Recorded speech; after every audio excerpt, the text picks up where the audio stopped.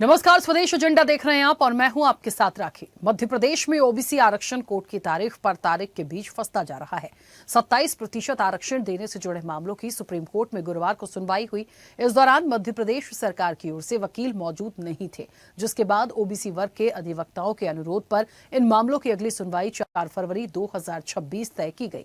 लेकिन supreme court में नियमित सुनवाई में अधिवक्ताओं के गैर हाजिर रहने से आरक्षण पर सस्पेंस बरकरार है, जिसका खामियाजा उन युवाओं को उठाना पड़ रहा है जो नौकरी की आस लगाए बैठे हैं। अब ओबीसी महासभा ने आरक्षण को लेकर एक बार फिर से आंदोलन की धमकी दी है। उसका कहना है कि सरकार मामले को लंबा खींच रही है, जिससे ओबीसी को अब तक लाभ नहीं मिल पा रहा है। अब अहम सवाल है कि मध्य प्रदेश में ओबीसी आरक्षण को लेकर सियासी दलों में कोई मतभेद नहीं है, तो फिर इस मुद्दे को क्यों लटकाया जा रहा है?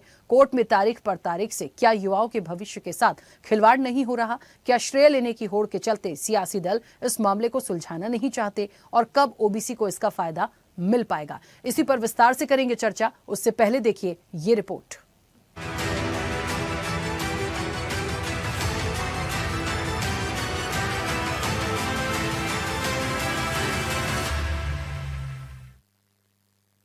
मध्य प्रदेश में बीजेपी और कांग्रेस के लिए ओबीसी आरक्षण हमेशा से सियासी चाल का एक हिस्सा रहा है।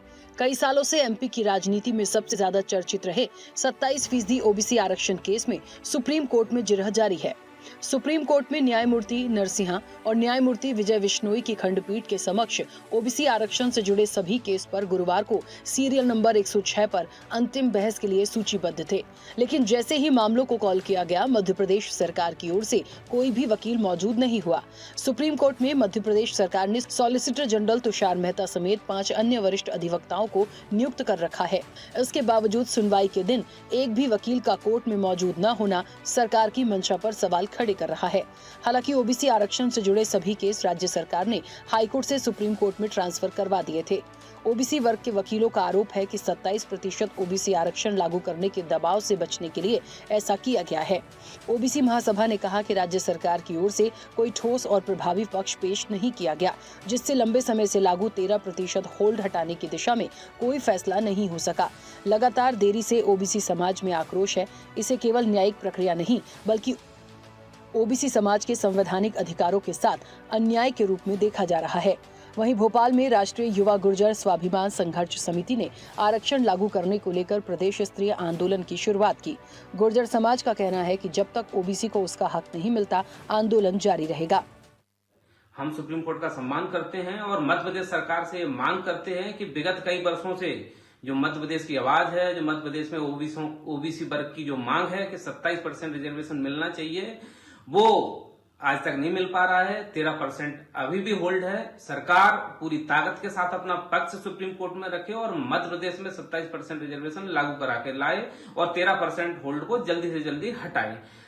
हम सिर्फ आश्वासन नहीं चाहते हैं सरकार से, हम चाहते हैं कि मध्य प्रदेश में सच में ओबीसी को उनका जो हक अधिकार है वो उनको मिले। सिर्फ आश्वासन से काम नहीं होगा। यदि इस बार ओबीसी वर्ग की ये मांग सुप्रीम कोर्ट से सरकार ने लागू नहीं करवाई, अपना पक्ष अच्छे से मजबूती से नहीं रखा, तो मजबूरन इस प्रदेश में ओबीसी वर्ग को और युवाओं को 13% होल्ड हटाने के लिए और 27% रिजर्वेशन लागू करवाने के लिए रोड पर उतरना पड़ेगा। मेरा ये मानना है कि सरकार की कथनी करनी में अंतर है। अभी जैसे ही सुनवाई थी सुप्रीम कोर्ट में, तो सरकार मध्य प्रदेश सरकार की तरफ से एडवोकेट ही नहीं पहुंचे वहाँ। तो ये एक तरह से जो ओबीसी एक ठगासा महसूस कर रहे हैं और केवल इनको चुनावी हिंदू बनाकर इनसे वोट तो ले लेते हैं, लेकिन जब इनके हक अधिकार की बात आती है तो ये जब ओबीसी हो जाते हैं या SC ST हो जाते हैं, तो अब सरकार को इनको देना पड़ेगा। अब पूरे देश का ओबीसी वर्ग जाग चुका है और जैसा आपने UGC पे देखा कि वहाँ पर भी सुप्रीम कोर्ट में एक भी सरकारी वकील ने एक सवाल नहीं किया, तथ्य नहीं रखे। जब स्टैंडिंग कमेटी जो संसद ये सारे कानूनों को बड़ी बारीकी से करती है, जब उन्होंने वो अपनी सिफारिश दी थी, जब वो प्रावधान बने थे, तो अभी तो प्रावधान लागू भी नहीं हुए और 2 दिन में ही पेट में दर्द हो गया। ओबीसी आरक्षण पर सुप्रीम कोर्ट में हुई सुनवाई पर राजनीतिक बयानबाजी भी तेज हो गई है। कांग्रेस ने आरोप लगाया कि बीजेपी सरकार की ओबीसी को 27% आरक्षण देने की मंशा नहीं है, इसलिए कोर्ट भी अपने वकील तक नहीं भेजे। बीते कई सालों से राज्य सरकार अदालत में तारीखें बढ़वाती रही है और आरक्षण लागू नहीं हो सका है। हालांकि राज्य सरकार का कहना है कि वो ओबीसी को 27% आरक्षण देने के लिए प्रतिबद्ध है। आज ये बात स्पष्ट हो गई है कि मध्य प्रदेश की मोहन यादव सरकार, भाजपा सरकार ओबीसी को आरक्षण नहीं देना चाहती है। जिस तरीके से सुप्रीम कोर्ट में सरकार ने अपने वकीलों को नहीं भेजा है, वो ये साफ साफ बताता है कि सरकार की मंशा और नियत स्पष्ट है कि उसे ओबीसी आरक्षण नहीं देना है। कांग्रेस पार्टी ने लगातार जिस तरीके से कमलनाथ जी की सरकार में 27% आरक्षण दिया था ओबीसी को, अब ये स्पष्ट हो चुका है। और आज की जो घटना है, सुप्रीम कोर्ट ने जो फटकार लगाई है, वो साफ साफ बताता है कि भारतीय जनता पार्टी की सरकार ओबीसी विरोधी सरकार है। सरकार भर्ती विज्ञापनों में ओबीसी को 27% आरक्षण देने की बात तो कर रही है, लेकिन नियमों के विरुद्ध 13% पद होल्ड किए जा रहे हैं। सबसे अहम बात यह है कि ओबीसी को 27% आरक्षण देने वाले कानून पर न हाईकोर्ट ने स्टे दिया, न ही सुप्रीम कोर्ट ने रोक लगाई है। इसके बावजूद सरकार पिछले 1 साल से अधिक समय से सुनवाई में केवल तारीख पर तारीख लेती आ रही है। दरअसल मध्य प्रदेश में ओबीसी आरक्षण का मुद्दा इसलिए भी उलझ गया है क्योंकि सरकार के फैसले से प्रदेश में आरक्षण 73% तक पहुंच जाएगा, जिसमें एसटी को 20, एससी को 16, ओबीसी को 27 और ईडब्ल्यूएस को 10% आरक्षण मिलेगा। लेकिन आखिरी फैसला होने तक राज्य में 87-13 अनुपात की अंतरिम व्यवस्था लागू है। लेकिन कोर्ट का फैसला आने तक हजारों युवाओं का भविष्य अधर में लटका हुआ है। चैनल हेड आरपी श्रीवास्तव के साथ महेश नौटियाल की रिपोर्ट।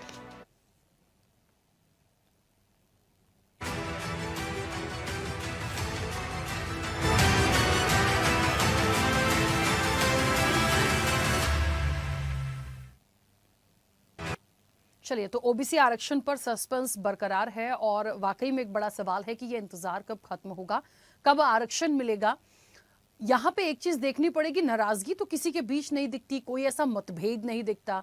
श्रेय लेने की होड़ जरूर कही जा सकती है, लेकिन जो पूरा प्रोसेस चल रहा है, बहुत सारी बातें इस बीच आई हैं, उस पे अब जिस तरह से अधिवक्ताओं को पहुंचना था वो क्यों नहीं पहुंचे, क्यों नहीं भेजा गया, क्यों बार बार तारीख पर तारीख ही चली आ रही है, ये एक बहुत बड़ा सवाल है। और ऐसे तो वाकई में 80,000 ऐसे युवा हैं जिनका भविष्य दांव पर लगा हुआ है, तो ये सवाल तो देखिए खड़े करता है। हम विस्तार से चर्चा पर चलेंगे, हमारे साथ मेहमान जुड़े हैं। सबसे पहले आपका परिचय करा दें। भारतीय जनता पार्टी का पक्ष रखेंगे महेश वर्मा।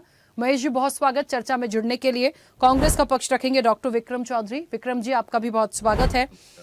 ओबीसी का पक्ष रखेंगे, ओबीसी महासभा से हमारे साथ लोकेंद्र सिंह गुर्जर जुड़े हैं। लोकेंद्र जी, आपका भी बहुत स्वागत है।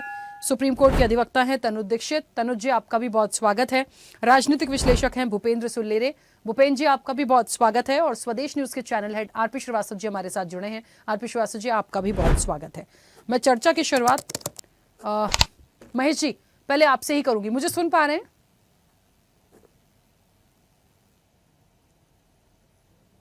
महेश जी, मेरी आवाज पहुंच रही है आप तक?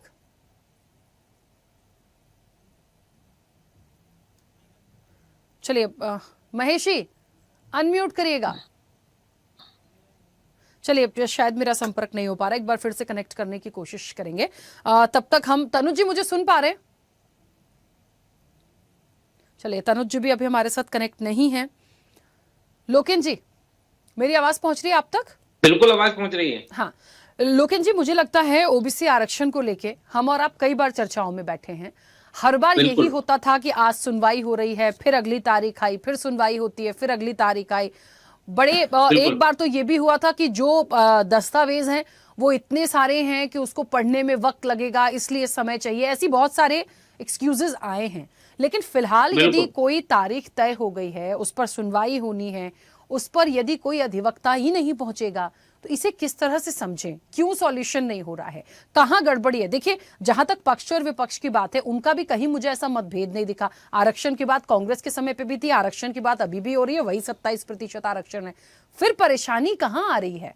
मतलब यदि रजामंदी है और सब चाहते हैं मिलना चाहिए, तो अब तक तो मिल जाना चाहिए था। देखिए, आपके जो बात कही है, मैं उसका सिर्फ एक बात कहूंगा, जो सबसे बड़ी कमी आ रही है वो मनसा में आ रही है। आदमी की मनसा होती है तो वो कुछ भी कर सकते हैं। जब मनसा ही नहीं है तो आप चाहे कितनी भी सर्वदलीय बैठक बुला लो, कितने भी सामाजिक संगठनों से मिल लो, कितनी तारीख पे तारीख ले लो, उससे होना जाना कुछ नहीं है, क्योंकि आपकी मनसा ही नहीं है करने की। लेकिन ओबीसी वर्ग अब जाग चुका है, पहली जैसी स्थिति नहीं रही है। ओबीसी वर्ग सब देख रहा है कि कौन हमारे हित में खड़ा हुआ है, कौन हमारे विपक्ष में खड़ा हुआ है। हमारी मांग है कि हमें एन कैन प्रकरण 27% रिजर्वेशन मध्य प्रदेश में लागू होना चाहिए।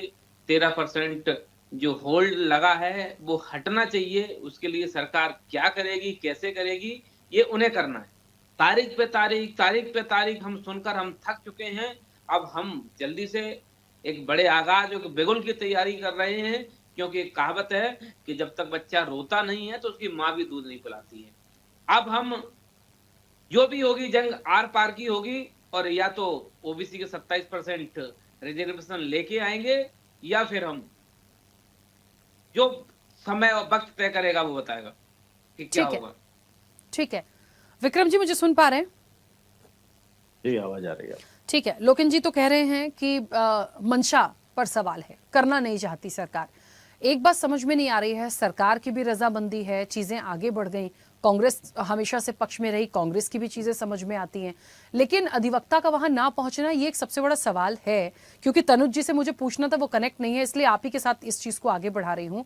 वाकई मंशा पर सवाल है, देना नहीं चाहते, या फिर कुछ और कोई कंफ्यूजन है? कैसे आप देख रहे हैं, कांग्रेस कैसे देख रही है 27% ओबीसी आरक्षण के मुद्दे को? बीजेपी के पीछे एक बहुत बड़ा फोर्स रहता है आरएसएस का। आरएसएस शुरू से ही संवैधानिक उपचारों के खिलाफ रही है। उसको एक तो भारतीय संविधान पसंद नहीं है, और वो भारत में यथास्थिति जो जातिवाद है वो बना के रखना चाहती है।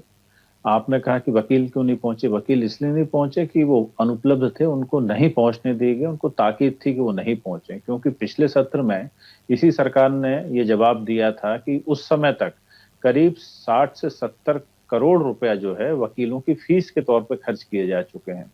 आप मुझे बताइए कि वकील तो बेचारा इतना तत्पर रहता है कि उसको 200-500 भी दे दो तो वो खड़ा हो जाता है आपका पक्ष लेने के लिए। यहाँ सरकार लगभग 100 करोड़ रुपया खर्च कर चुकी है अब तक। इसके बाद यदि वकील नहीं जा रहा है तो मंशा किसकी है? देखिए, इसमें सीधी सी बात यह है कि संविधान तो निश्चित तौर पर बहुत अच्छा लिखा है, सभी के पक्ष में लिखा है, कोई बायस नहीं है, लेकिन व्यवस्था उससे अलग चीज होती है। व्यवस्था में अभी भी जो जातिवादी, मनुवादी और अब तो 20 साल में जो संघी लोग बैठ गए हैं, उनसे अब पार पाना बड़ा मुश्किल है। उसके लिए जो लोकेश भाई कह रहे थे कि क्रांति की आवश्यकता है, निश्चित तौर पे अब लोग अभी भी सड़कों पे ही हैं, सरकार अभी जैसे तैसे दबा रही है, लेकिन फिर भी मैं आपके माध्यम से ओबीसी भाई बहनों से ये कहना चाहूंगा कि जब तक आप राजनीतिक हिंदू बने रहोगे तब तक आपका भला नहीं हो पाएगा। आपको भागवत में, हनुमान चालीसा में, सुंदर कांड में फंसा के रखा जाएगा, आपको संविधान तक नहीं पहुंचने दिया जाएगा। यूजीसी के मामले में देख लीजिए, इतना अच्छा कानून आया था, सिर्फ आरएसएस को इस बात से दिक्कत थी कि उसमें आपने ओबीसी को क्यों ऐड कर दिया है। ओबीसी इनके लिए एक राजनीतिक हिंदुत्व की बड़ी फसल है, उसको ये संवैधानिक उपचारों से, संवैधानिक प्रावधानों से दूर रखना चाहते हैं, क्योंकि जैसे ही वो जागरूक हो जाएगा वो फिर इनके कहने पर मस्जिद के सामने डीजे पे नाचना बंद कर देगा। तो इनको चाहिए कि अभी भी 16% सिर्फ भागीदारी उच्च शिक्षण संस्थाओं में ओबीसी की। तो हम तो ये जानना चाहते हैं कि ओबीसी जाग क्यों नहीं रहा है, वो कब तक ये भाजपा के भगवा कलर के जो भ्रम है उसमें फंसा रहेगा। सरकार की मंशा कतई नहीं है, सरकार और आरएसएस कतई नहीं चाहती। ये तो देखिए, इसके पहले भी सुप्रीम कोर्ट ने कह दिया कि हमें कोई आपत्ति नहीं, आप 50% का कैप तोड़ दीजिए। फिर उसके बाद जितना वकील साहब भी बैठे हैं वो बताएंगे कि कहीं ना कहीं संवैधानिक दायरों के अंदर सरकार जो है कोर्ट के बाद भी अपना एक कानून बना सकती। कानून बनाने का अंतोगत्वा अधिकार और प्रोरोगेटिव किसको है, ये प्रिविलेज किसको है? सरकार को है। सरकार कोर्ट सदन में बिल लेके क्यों नहीं आती? कांग्रेस उसका समर्थन करने को तैयार है। हमारे समय पे हमने बिल लेके आए थे, उस बिल के खिलाफ भी इन्हीं लोगों के जो लग्गू भग्गू पीछे के दरवाजे से गए और कोर्ट में स्टे लेके आए हैं, इन्हीं के लोग हैं सारे। आप देख लीजिए उनको कौन सी जाति के लोग आरक्षण के पीछे के खिलाफ हैं, कौन उनके वकील हैं, सब कुछ है। जब तक हमारा प्रतिनिधित्व नहीं रहेगा, चाहे वो सुप्रीम कोर्ट हो चाहे कुछ हो, सुप्रीम कोर्ट ने जिस तरीके से यूजीसी वाले इसमें अपने पूर्वाग्रह और जातिवादी मानसिकता दिखाई है और तत्काल उसको स्टे कर दी, और सरकार ने अपने वकील भी नहीं भेजे, उसमें भी यूजीसी में नहीं भेज रही है, ओबीसी आरक्षण में अपने वकील नहीं भेज रही। इससे पता चलता है कि आरएसएस और जो भाजपा है इस देश में जो है जातियों को मुख्य धारा में नहीं आने देना चाहती है। इस कारण ये इनकी मंशा साफ है, ये कहीं से कहीं तक ओबीसी के पक्षधर नहीं है। और ओबीसी भी जो है जब तक राजनीतिक हिंदू बना रहेगा वो मंदिरों में घंटा ही बजाएगा, वो किसी उम्मीद न करे। जी ठीक है, चलिए वापस आऊंगी। तनुज जी मुझे सुन पा रहे हैं? जी तनु जी, ओबीसी आरक्षण पर तारीख से निकल के एक फैसला आ जाए, इसके लिए कितना इंतजार करें? सब लोग एक मत हैं, एक राय हैं, चीजें जाती हैं। अब यहाँ पे देखिए एक सवाल ऐसे आ रहा है ना कि कोई कह रहा है कि अधिवक्ताओं को पहुंचना था, पहुंचने नहीं दिया गया। राजनीतिक रूप से सबकी अपनी अपनी एक बयान हो सकते हैं। असल में इस चीज का सॉल्यूशन तो निकालना पड़ेगा, क्योंकि आप एक अधिवक्ता हैं सुप्रीम कोर्ट के, मामला सुप्रीम कोर्ट में है, बहुत बेहतर बताएंगे कि कैसे इसका एक समाधान निकलेगा और कब। देखिए, सबसे बड़ी चीज ये है कि सॉलिसिटर जनरल के अतिरिक्त 5 और एडवोकेट्स इस केस के अंदर ऑलरेडी है। उसके बावजूद भी स्थिति सीधे सीधे बचाव दिखा रही है, कहीं ना कहीं जवाबदेही से बचना इसमें हम कह सकते हैं। ओबीसी कैडर के जो एडवोकेट है उनका आरोप है कि भाई हाईकोर्ट पे बहुत प्रेशर था, इसलिए इमीडिएट सारे केसेस जो है अब सुप्रीम कोर्ट में ट्रांसफर हो चुके हैं। सुप्रीम कोर्ट जो है मैटर जाने की आवश्यकता क्या है जब ऑलरेडी 27% का आरक्षण पास ऑन है, तो 14% दे रहे हैं और 13% होल्ड कर रहे हैं। एक बहुत महत्वपूर्ण सवाल है, होल्ड करने के लिए लिमिटेशन किसने की है, क्यों होल्ड पर है? ऐसा मैं इसके पीछे शायद एक वजह ये समझा सकता हूं कि इंदिरा सोनी का जो केस है उसका हवाला दिया जाता है, जिसके लिए मद्देनजर काफी लंबे समय से इसकी हियरिंग्स चल रही हैं। क्योंकि अभी अगर उस केस के अकॉर्डिंग अगर हम देखें तो लगभग 73% की जो है टोटल आरक्षण का लेवल होता है, जो उस केस के अनुसार 50% से अतिरिक्त नहीं होना चाहिए। तो ये एक दरमियान में हम सोचते हैं कि कहीं ना कहीं ये एक बहुत बड़ा मैटर हो सकता है। लेकिन आप 13% अगर होल्ड कर रहे हैं तो स्टिल अभी 60% तो है, क्योंकि 73% बनता है इसे।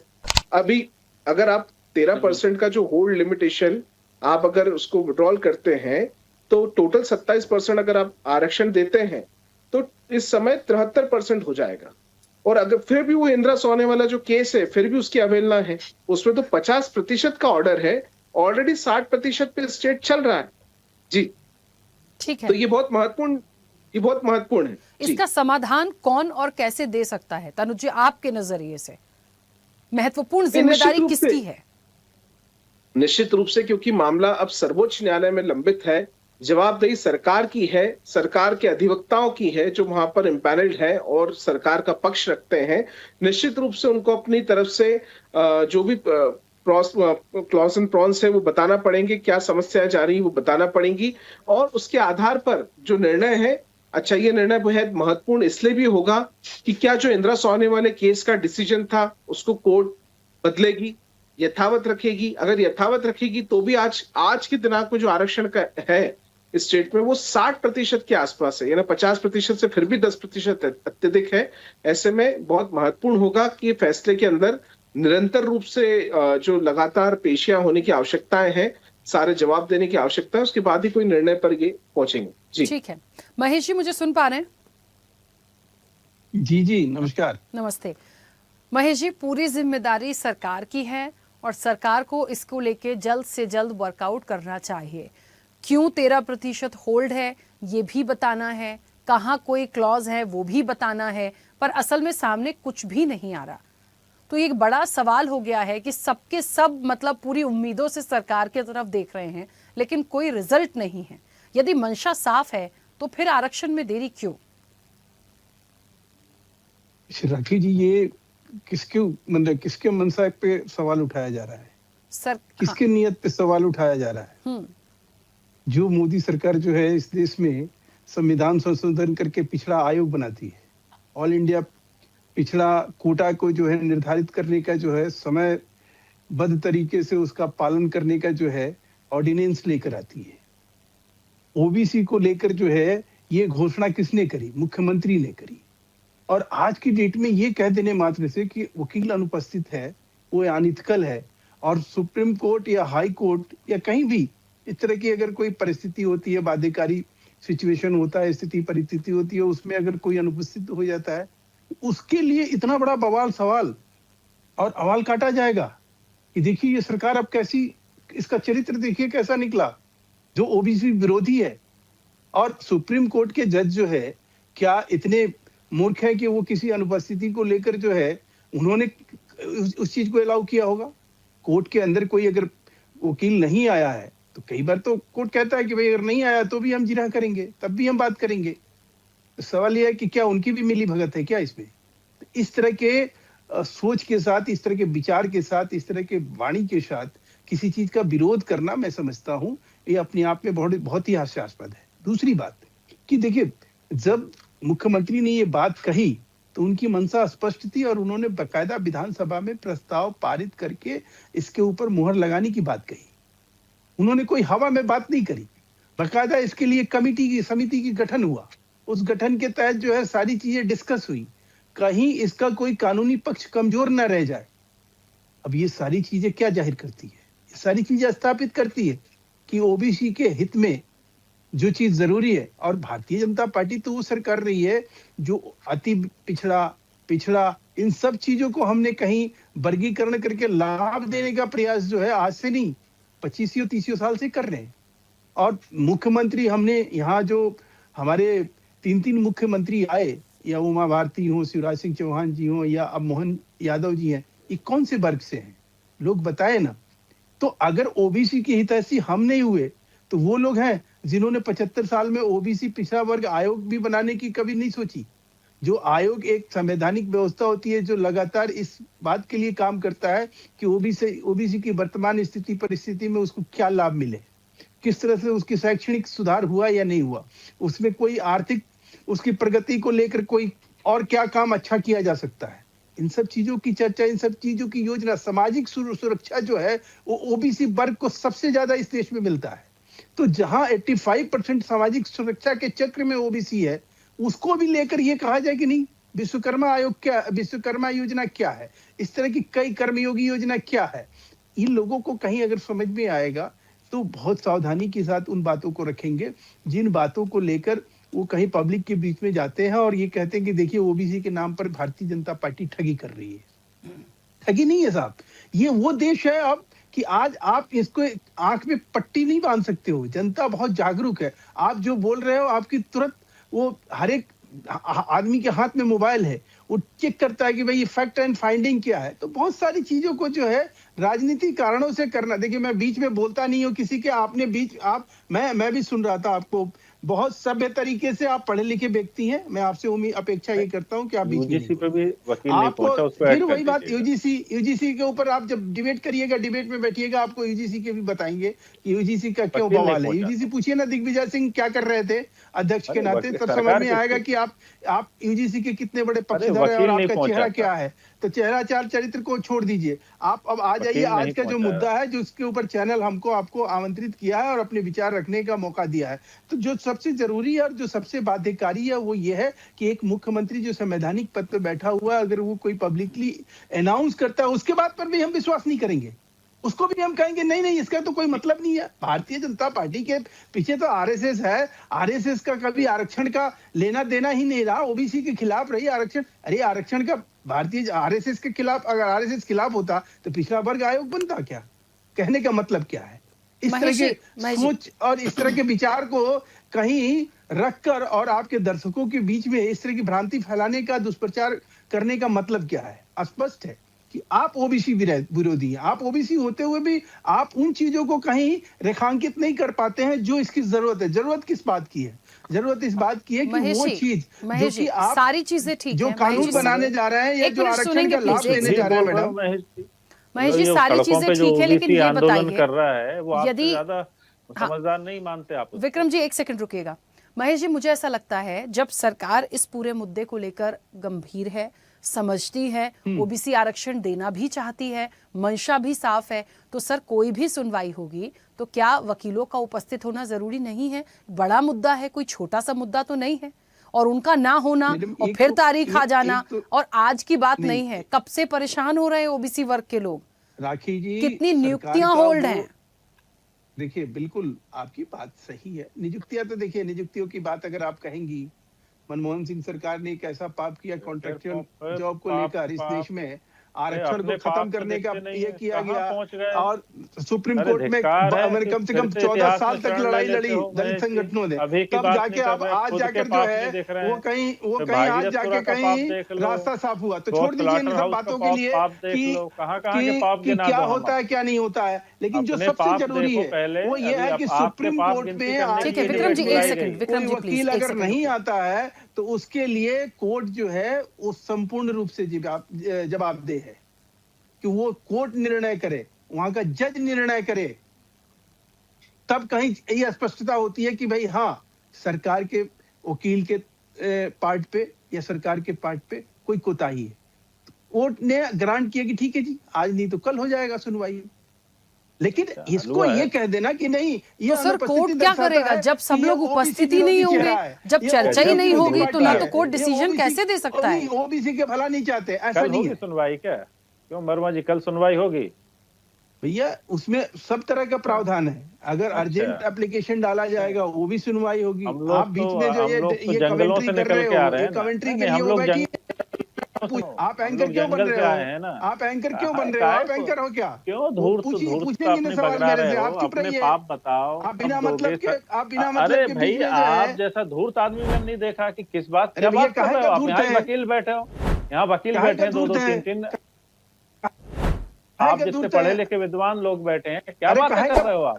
आप हैं? पढ़े लिखे कहाँ हो, कहाँ से? समझ रहे हो? ठीक है एक सेकंड आप- रुकिए, आप चलिए महेश जी एक सेकंड, विक्रम जी एक सेकंड, दो छोटी छोटी प्रतिक्रिया आ जाए फिर मैं कहाँ समय टाइम दूंगी, की अपनी बात अपनी कर रहे बात हो? रखिएगा प्लीज, एक गजब मिनट की रुकिए। बात। भूपेन जी, भूपेन ये जी तो मेरी इस तरह आवाज से पहुंच रही तमाशा है? नहीं बनाना चाहिए ना डिबेट में। जी जी जी, राखी जी आवाज आ रही है।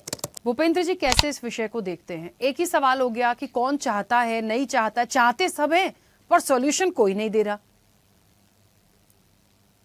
देखिए हम देखें तो 1989 में जब बीपी सिंह गवर्नमेंट आई थी तो उन्होंने मंडल की राजनीति की थी और उसमें केंद्र सरकार केंद्रीय सेवाओं में 27% आरक्षण लागू किया था।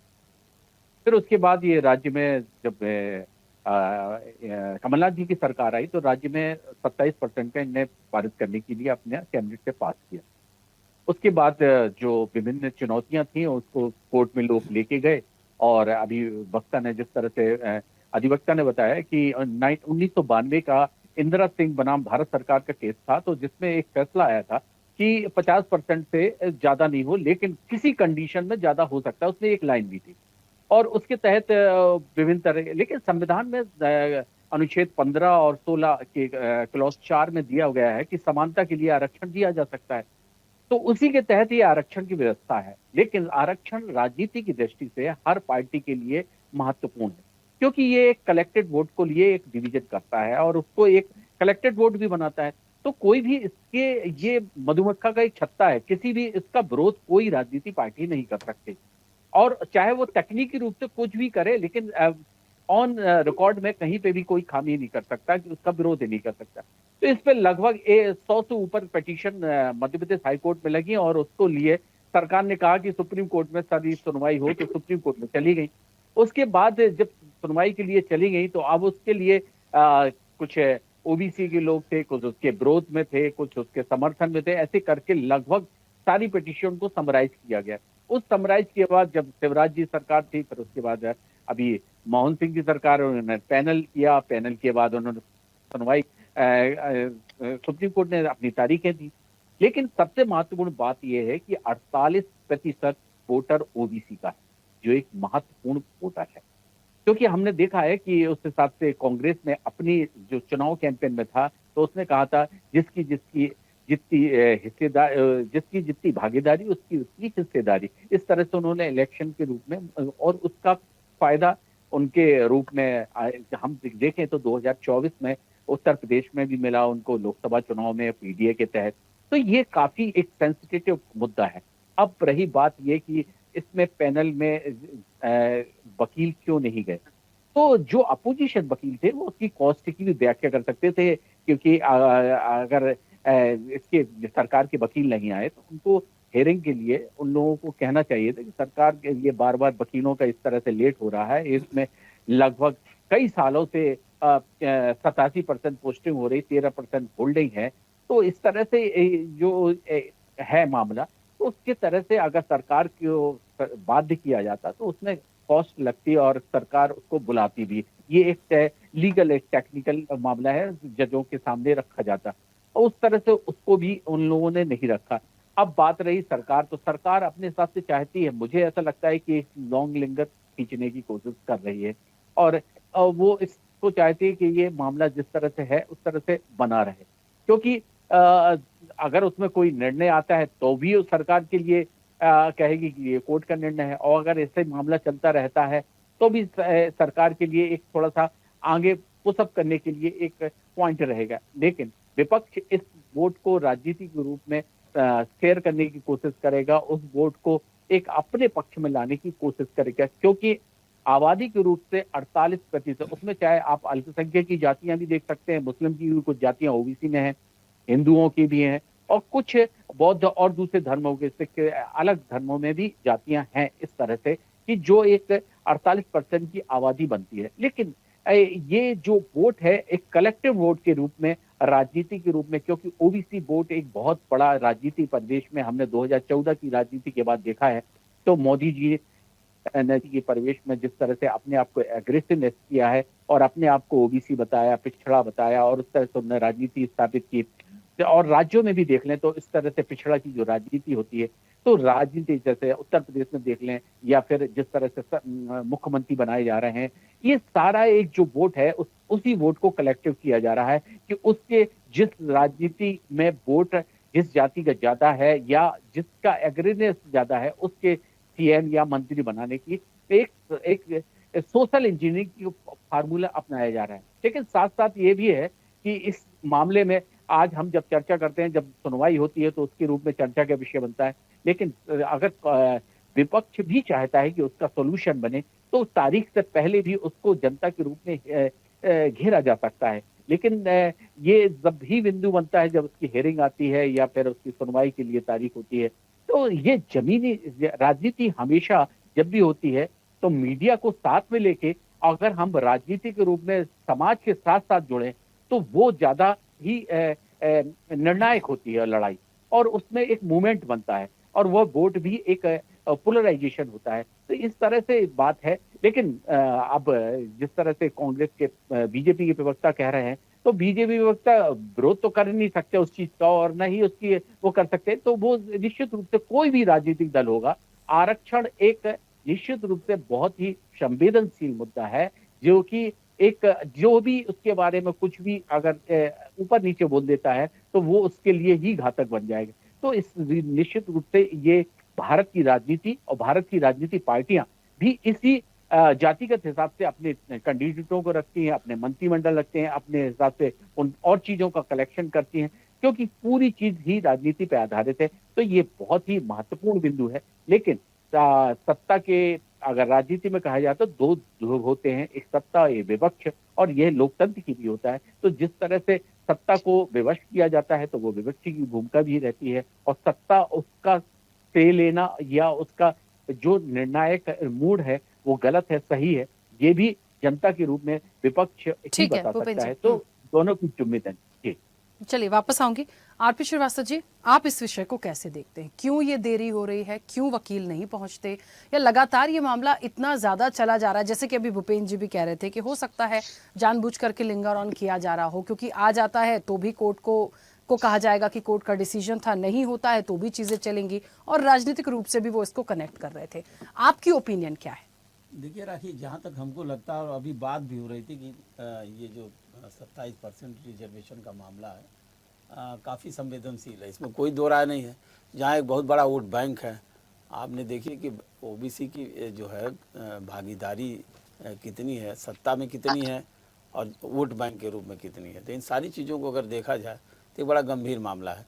रही बात है जहाँ तक देरी की बात है, देखिए ये तो तय है कि इस डिसीजन को लेकर के अगर वकील वहाँ पर जाते नहीं हैं, जबकि मोहन यादव की सरकार ने सारे दलों को इकट्ठा किया, सबकी सहमति बनी, और सब एक सुर से एक ही बात बोल रहे थे कि 27% आरक्षण लागू किया जाए।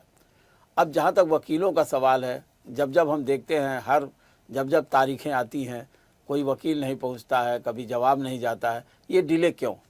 भाई आप इतनी सारी जो हाई कोर्ट की पिटीशन को आपने ट्रांसफ़र कर दिया सुप्रीम कोर्ट में, जहाँ पर जो भी फैसला होगा वो लॉ ऑफ द लैंड हो जाएगा।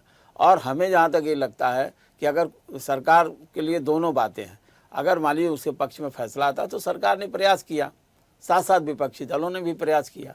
लेकिन अगर मान लीजिए फैसला जैसा पुराना हवाला दे करके जिस तरह से वकील साहब ने कहा 50% वाला, अगर वो मापदंड टूट रहा है और टूट भी चुका है, यहाँ 60% आरक्षण मिला हुआ है, साउथ में जाइए तो और ज़्यादा भी आरक्षण है, ओबीसी से लेके तमाम उसका रेशियो बढ़ चुका है। तो अब सवाल ये उठता है कि क्या ये फैसला आने में देरी क्यों हो रही है, जिस पर हम आज बहस करने आए हैं। और ये बहस का मुद्दा इसलिए है कि बार बार तारीख आ रही है, तो तारीख पे तारीख वाली जो बात आ रही है उसमें निश्चित रूप से जो भी वकील हैं, जो भी सॉलिसिटर जनरल हैं या तमाम एडवोकेट हैं, उनकी नैतिक जिम्मेदारी बनती है कि वो तारीख पर उपस्थित हों।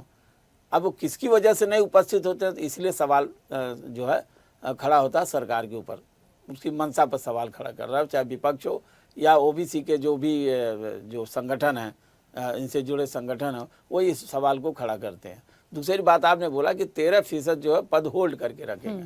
अब आप देखिए, जैसे भी कोई व्यक्ति या कोई भी जो नौकरी के लिए जो भी अप्लाई करते हैं, अगर इतने पद होल्ड किए गए हैं तो नुकसान किसका होता है, ये भी देखना होगा। तो ये सारी चीज़ों को बैलेंस करने की राखी जरूरत है। और दूसरी सबसे बड़ी बात यह है कि इस तरह का जो ओबीसी का आरक्षण का मामला है, ये कोई इतना आसान नहीं है, बल्कि एक पेचीदा मामला है। और इस मामले को सॉल्व करना अगर शीर्ष अदालत का काम है तो निश्चित रूप से वकीलों को अपने दलील देना पड़ेगा। जहाँ तक सरकार और विपक्ष का सवाल है, हमको लगता है कि इस मुद्दे पर अगर सारे लोग एक मत है तो फिर कहाँ परेशानी कहाँ आती है, फिर निर्णय में परेशानी कहाँ होती है। ये तो बात वकील साहब जो सुप्रीम कोर्ट के वकील साहब हैं वो बता सकते हैं कि भाई आप जो है इसका तरीका क्या है, इसका सलूशन क्या है। हमें जहाँ तक लगता है कॉमन मैन के हिसाब से या एक पत्रकार के हिसाब से कि अगर सारे लोग सहमत हैं और सारे लोग कोर्ट में प्रॉपर उसको पैरवी करते हैं और वहाँ जाते उपस्थित होते हैं तो इस मामले का फैसला बहुत जल्दी हो जाएगा। लेकिन अब सवाल ये कि एक इतने दिन से लटक क्यों रहा है, इसी वजह से आज हमने देखा भी कि भोपाल में या मध्य प्रदेश में देखिए एक बहुत बड़ा आंदोलन भी हुआ और अभी हमारे जो पैनलिस्ट हैं बैठ के बोल रहे हैं कि हम इसी लड़ाई लड़ते रहेंगे। हमको लगता है यहाँ लड़ाई लड़ने की ज़रूरत नहीं है, शायद टेक्निकली और जो है बाय लॉ इसका समाधान तो अब एक लगभग किनारे आ चुका है। और अगर ये लागू हो जाता है तो सारे जो है अक्सर संघर्ष समाप्त हो जाते हैं। और जिस व्यक्ति को जो भी इस तरह के राजनीतिक दल हैं, चाहे किसको कितना फ़ायदा होता है, किसको कितना वोट बैंक का फ़ायदा होता है, ये तो बाद की बात है। क्योंकि यहाँ पर जब सारे लोग समर्थन में हैं तो कौन कितनी भागीदारी हिस्सेदारी ले जाएगा तो वो दल जाने। लेकिन यहाँ से फिलहाल राखी एक बात तो तय है कि ये जो है डिले नहीं होना चाहिए और हमें लगता है कि सरकार को इनिशिएटिव लेना चाहिए। बिल्कुल ठीक है। तनु जी, एक महत्वपूर्ण बात है क्योंकि बार बार मामला कोर्ट तक आता है। एक चीज अभी महेश जी भी कह रहे थे कि मान लीजिए यदि सरकार के तरफ से कोई एडवोकेट वहां नहीं है, भाई विपक्ष भी तो है, मंजूरी तो सबकी है, ऐसा तो नहीं है। तो ऐसा तो नहीं कि एक पक्ष अपनी बात रखेगा, हालांकि ये बात बिल्कुल सच है, जिसका जो पक्ष है उसको रखना पड़ेगा। यदि वहां पर सरकारी वकील होने थे, सरकार की तरफ से पक्ष रखने के लिए यदि कोई वकील चाहिए तो उनका होना जरूरी है। लेकिन कोर्ट का भी अपना एक निर्णय होता है कि इस सारे विषय पर वो अपना कोई एक डिसीजन दे। लेकिन क्या ऐसा संभव है? जब तक सारे पक्षों की दलीलें नहीं आएंगी, जब तक क्लियर आउट नहीं होगा, तब तक कैसे हो सकता है? हाँ लोकेन जी, एक सेकंड आ रही हूं, इसके बाद। हाँ तनु जी अनम्यूट करिएगा।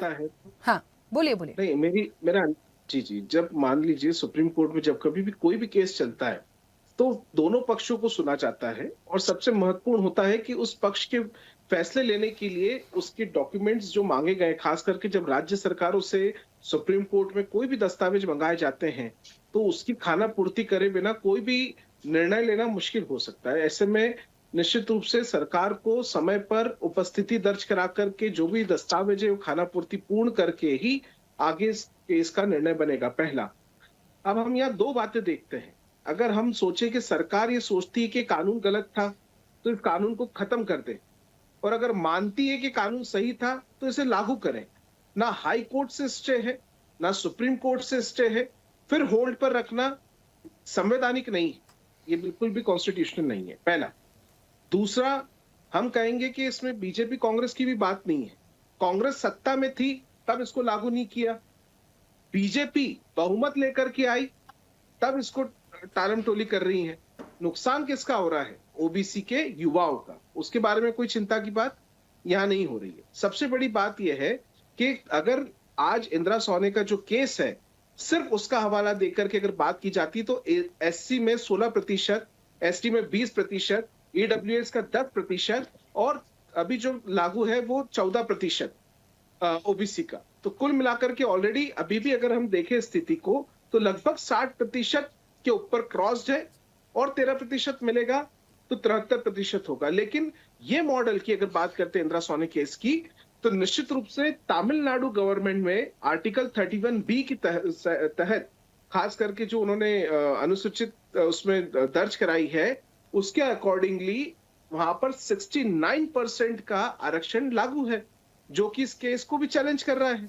पहला। दूसरा, इस तरीके का केस के अंदर जब ऑर्डर हुआ था तो उसमें 50% कोर्ट नहीं माना था कि ऐसे पॉइंट्स हैं जिनमें बदलाव किया जा सकता है।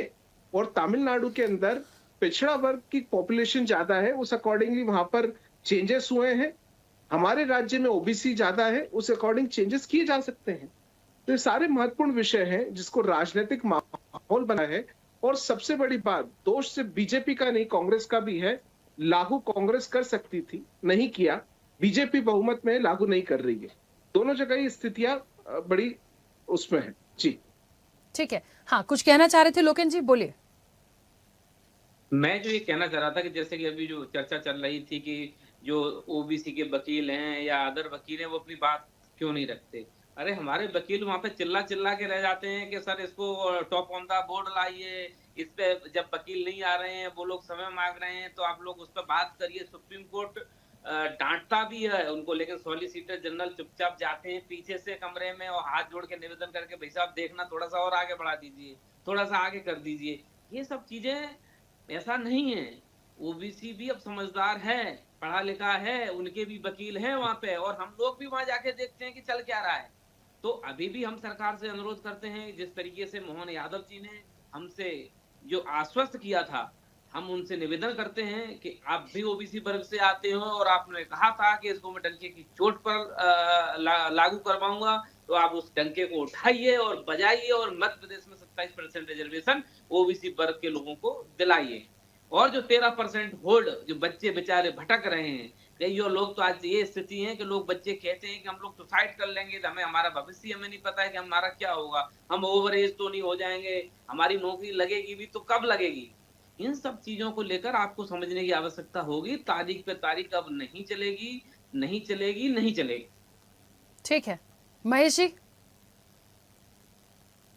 देखिए, आरक्षण एक ऐसा मतलब विषय है जिसके ऊपर ये कह देना नाकाफी होगा कि महज एक वकील के अनुपस्थिति से जो है ये पूरा का पूरा जो है मामला डिरेल हो रहा है। देखिए, सबसे पहली बात है कि ये एक राजनीतिक इच्छा शक्ति होनी चाहिए, एक बात।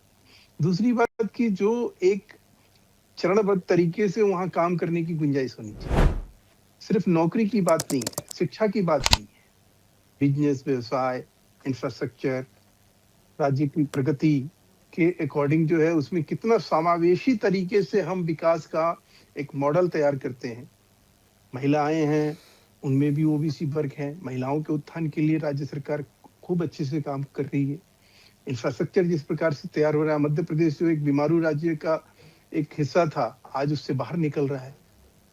तो इन सब चीजों को लेकर जो है कहीं ना कहीं, अगर इन सब चीजों को कहीं हम सामने रख के बात करेंगे तो उसमें एक बात तो जरूर समझ में आती है कि अभी भी 52% जो हिस्सेदारी है, जो हमारे भूपेंद्र जी जो कह रहे थे कि जिसकी जितनी भागीदारी उतनी हिस्सेदारी, मैं इस चीज को कहीं इसका समर्थक हूं।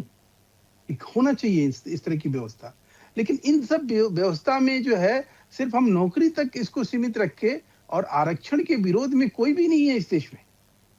जो सदियों से जिस तरह से उपेक्षित रहा, एक समाज वंचित रहा। अरे भैया, क्या मतलब बनता है? लिखते हो डॉक्टर और सभ्य तरीके से बात नहीं करते हो यार। पढ़े लिखे इंसान हो, कम से कम बीच में बोलने का जो है ये कहाँ से सीखो? ये आप हमारे, उन्होंने जब सवाल किया आप ही जवाब दो, हम चुप हो जाते हैं।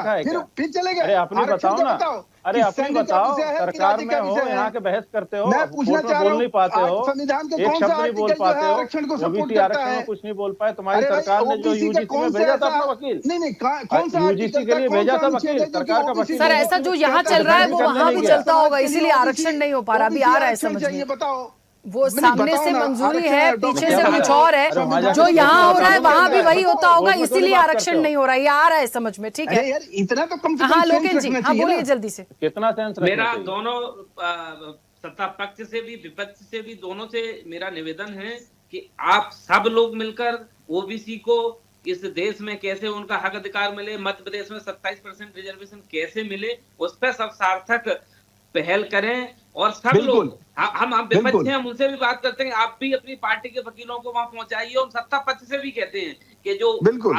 जो आप तारीख पे तारीख मिलती जा रही है, अब उसको फाइनल तारीख में बदलिए और अपने टंके को बजवा के उसको 27% को रिजर्वेशन को लागू करवाइए, क्योंकि बहुत अन्याय इस प्रदेश में आज ओबीसी के साथ में हो रहा है। और जब कोई अन्याय, जब कोई दबता है, जब कोई होता है, तो उसका विस्फोट बुरा होता है, उसका नुकसान प्रदेश को भी होता है, उस वर्ग को भी होता है और अन्य लोगों को भी होता है। तो इस पीड़ा को हमारी को आप लोग समझिए कि कैसे 27% मिले, उस पर आप लोग काम करिए। आप लोगों से बड़ा करबद्ध निवेदन हम लोगों को। ठीक है, सुनिए एक वर्मा जी,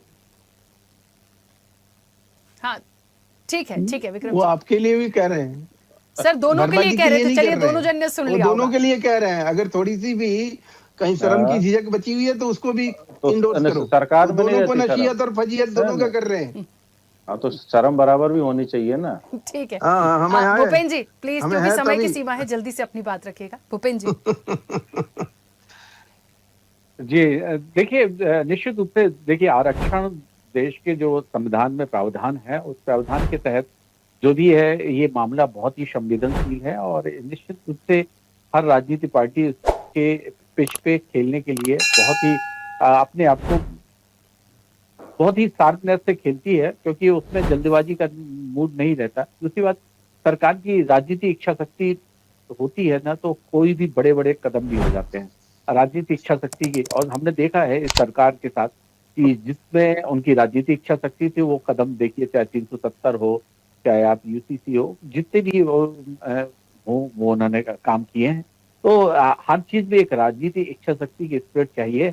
और दूसरी बात, जनता का एक दबाव और विपक्ष का भी एक दबाव चाहिए, तो निश्चित रूप से उसमें सफलता मिलेगी।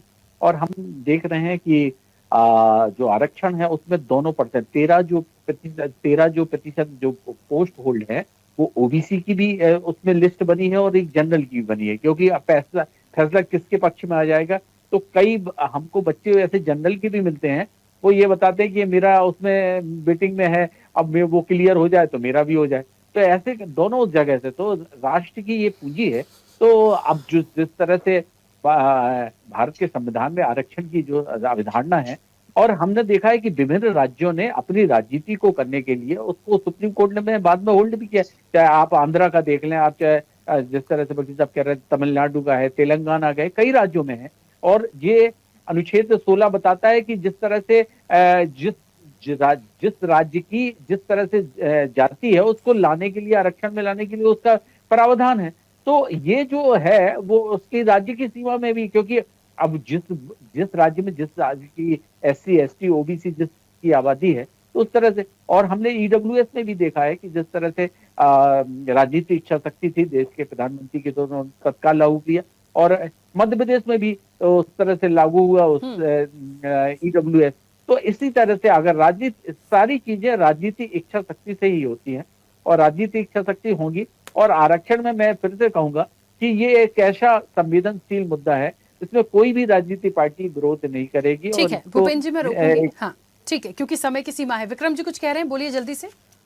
मैडम, ये इन्होंने बहुत अच्छी बात कही कि जब राजनीतिक इच्छा शक्ति होती है तो EWS जैसा भी जो असंवैधानिक बिल है वो भी सफलतापूर्वक लागू किया जा सकता है। जब इस देश में पूर्ण रूप से दलित और पिछड़ा हितैषी सरकारें आएंगी, तब EWS आरक्षण की भी समीक्षा होगी। लेकिन मैं इसी तर्ज पे कहता हूं कि जितनी ताकत के साथ और जिस मंशा के साथ इन्होंने एक ऐसा अनकॉन्स्टिट्यूशनल बिल जो EWS कहलाता है वो लागू करवाया, सफलतापूर्वक लागू करवाया है, और उसी OBC बिल के लिए इतना रोरो मार रहे हैं, तो इससे पता चलता है कि RSS और भाजपा जो है इस वर्ग को आरक्षण नहीं देना चाहती है। जी ठीक है, RP श्रीवास्तव जी एक संक्षिप्त प्रतिक्रिया। देखिए राखी, अभी जहाँ तक आरक्षण का सवाल है, और अभी हम OBC आरक्षण की बात कर रहे हैं, इधर बहुत सारे ऐसे मुद्दे हैं। और अगर अतीत में जाएं तो आरक्षण को लेकर कितने बहुत सारे आंदोलन भी हुए। हमारा सिर्फ ये मानना है कि अगर सारे दल, जिस तरह से मुख्यमंत्री ने सारे दलों की बैठक बुलाया और सबकी सहमति लिए, अगर ये मामला सुप्रीम कोर्ट में है और उस पर जो बराबर तारीख पर तारीख मिलती जा रही है, तो उसको कम से कम इतना प्रयास जरूर होना चाहिए, जो अधिवक्तागण हैं, चाहे किसी भी पक्ष के हों, सरकार का सरकारी अधिवक्ता हैं और इसके अलावा भी अन्य दलों के भी हैं, और मेरे ख्याल में लोकेश जी के भी तरफ से कोई अधिवक्ता होंगे। लेकिन सरकार चाहे तो इस समस्या का समाधान कर सकती है। जहाँ तक ये वोट बैंक का अगर का मामला है, तो आप ये समझिए आरक्षण को लेकर के विभिन्न राजनीतिक दल लगातार वोट बैंक की राजनीति करते रहते हैं और ये बराबर चुनाव में हो चाहे किसी समय हो, इस बात को लेकर के ये दल जो है अपने पक्ष में लाने का प्रयास करते हैं। तो जब ये स्थिति रहती है कि हमें अपना वोट बैंक बचाना है, तो ऐसी स्थिति में उलझाना कोई ज़रूरी नहीं है। हमें लगता है कि इससे नुकसान किसका होता है। वोट बैंक तो आप में से सबका हो सकता है, लेकिन कम से कम जो है उन जो 13% जो होल्ड करके रखे हैं उन पर फैसला आ जाए तो उन युवाओं को भी मौका मिल जाएगा जो बहुत लंबे समय से इंतजार में है।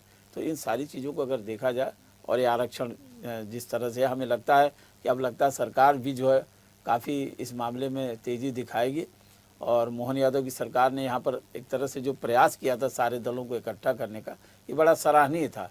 लेकिन अब अदालत में कितना दिन लगता है ये देखने वाली बात होगी। हाँ महेश जी कुछ कह रहे हैं, जल्दी से बोलिए। सुप्रीम कोर्ट में एक लगभग 12 साल तक मामला चलता रहा और वो था कि कॉन्ट्रेक्चुअल जो कर्मचारी होते हैं, जो कॉन्ट्रैक्ट पे रखे जाते हैं, जो कि एक तरह से संविधान की कहीं हत्या करने की कोशिश मनमोहन सरकार में हुई कि कॉन्ट्रेक्चुअल एक जॉब का जो सिलसिला शुरू हुआ वो 12 साल तक चला और तब किसी ने भी इसके ऊपर मुंह नहीं खोला। तब ये सारे so called Samajwadi, so called ये साम्यवादी, ये सब चुप रहे। अरे कम से कम जिनके वो 12 साल का बैकलॉग अब जाके सरकार ने जो है उसको कहीं पूरा करना शुरू किया है, तो कम से कम इतना तो कम से कम हम समझ ले कि जो सरकार है वर्तमान में वो पूरी तरह से पिछड़े वर्गों के लिए पूरी तरह से सहानुभूति भी रखती है और पूरे तो उन कामों को जरूर लेकर आगे बढ़ेगी जो पिछड़े वर्गों के लिए मुख्यमंत्री ने कहा। और ये बात सही है जो आप कह रहे हैं श्रीवास्तव साहब कि भाई सरकार जो है अगर कोई वकील अनुपस्थित है तो उसके ऊपर थोड़ी सख्ती बरतनी चाहिए और उसमें कहीं ना कहीं इस तरह के जो विपक्ष सवाल उठाता है उसको मौका नहीं देना चाहिए, ये भी जरूरी है। ठीक है, चलिए समय भी हो गया और आप सभी का बहुत शुक्रिया इस चर्चा में जुड़ने के लिए। देखिए ओबीसी आरक्षण पर ये जो सस्पेंस है और तारीख पे तारीख निकल रही है, एक ही सवाल आता है कि आखिर ये इंतजार कब खत्म होगा, कब आरक्षण मिलेगा, कब एक अंतिम मुहर लग जाएगी, कब अंतिम फैसला होगा। और जिस दिन होगा मुझे लगता है एक बहुत बड़ा निर्णय इस देश में ओबीसी वर्ग के लिए होगा।